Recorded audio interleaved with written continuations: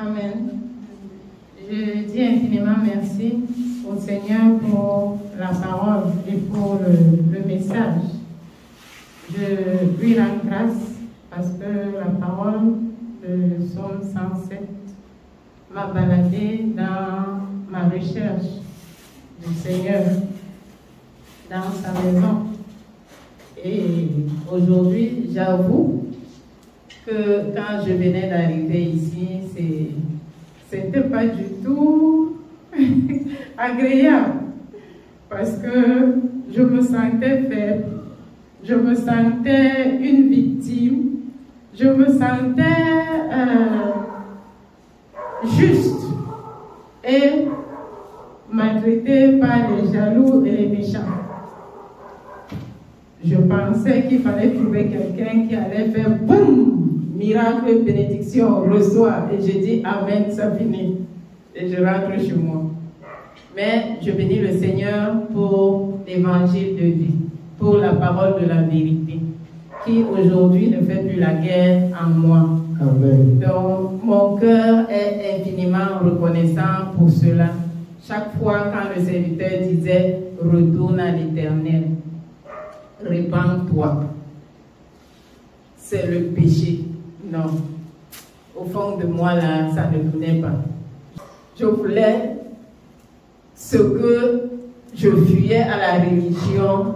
J'arrive dans la maison de Dieu, j'écoute la parole. C'est vrai, j'avais l'apaisement quand j'écoutais la parole. Beaucoup d'apaisement. Je pense que c'est ça qui m'attachait encore et m'attirait très souvent vers lui.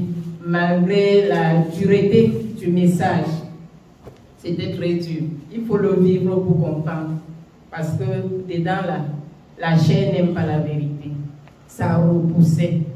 Et je me disais, est-ce que je vais arriver? Retourne à l'Éternel. Mais l'Éternel ne me voit pas. Il me voit, il me connaît. Il sait que je souffre. Il sait que je ne dors pas. Et c'était comme ça. Mais le jour où j'ai cessé de murmurer, j'ai commencé à voir les bontés de l'Éternel dans ma vie. J'ai commencé à voir le Seigneur se manifester d'une manière incroyable. Et mon amour pour le Seigneur a commencé à grandir. Parce que quand je venais dans la maison de Dieu, c'était pour avoir la guérison. Ce n'était pas pour servir Dieu. Non, je ne me sentais pas être une servante de l'Éternel.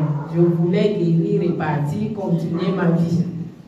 Mais le Seigneur m'a attiré et aujourd'hui, il a fait de moi ce que je suis. Mon cœur lui est infiniment reconnaissant. Je lui dis encore infiniment merci pour cette grâce que je ne voudrais pas recevoir en moi. Amen. Amen.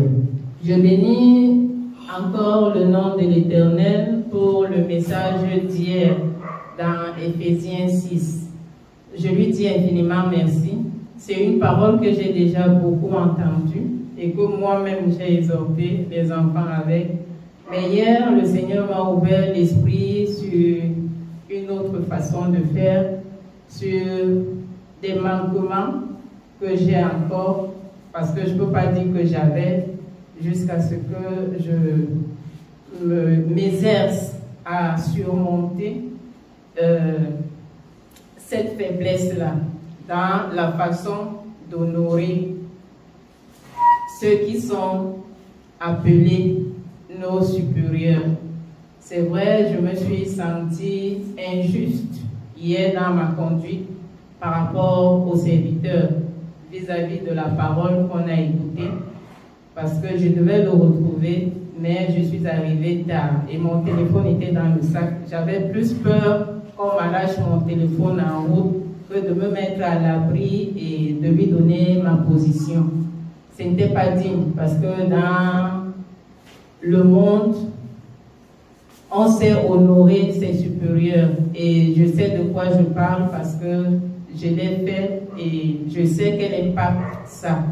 Mais hier, en écoutant la parole, j'ai compris que l'homme de Dieu n'était pas honoré vis-à-vis de ma conduite. Et je prie que le Seigneur me donne de surmonter cela, de ne pas me laisser emporter par sa charité, son affection, pour ne pas lui donner la place qui lui est due dans la maison de Dieu. Je bénis le nom du Seigneur pour cela. Amen. Amen. Je suis Timothée.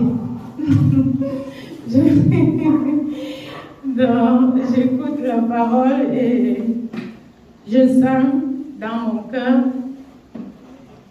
des choses qui m'interpellent à parfaire et à refaire.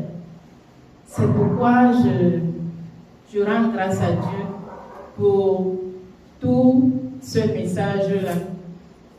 Hier, je suis sortie de l'église avec un questionnement qui me tourmentait sur les fables et les contes absurdes. Quand je sortais de l'église, dans ma tête, je pensais que les contes absurdes là, et les fables, c'est quand on parle des histoires de sorcellerie qu'on ne peut pas maîtriser ou expliquer en tant que tel. Donc c'était ça dans ma tête, que les contes là, vraiment, je ne veux pas entendre ça. Et je me posais la question, au fait, les contes absurdes là et les fables, c'est quoi? Mais je bénis le Seigneur parce que je suis allée au-devant de lui avec cette question et j'ai demandé à Dieu qu'il m'éclaire dessus. Et je bénis, mon cœur est plein de reconnaissance quand je dis je suis Timothée parce que le Seigneur m'a répondu dans l'exhortation. Et mon cœur est infiniment reconnaissant pour cette parole vivante. Amen. Amen.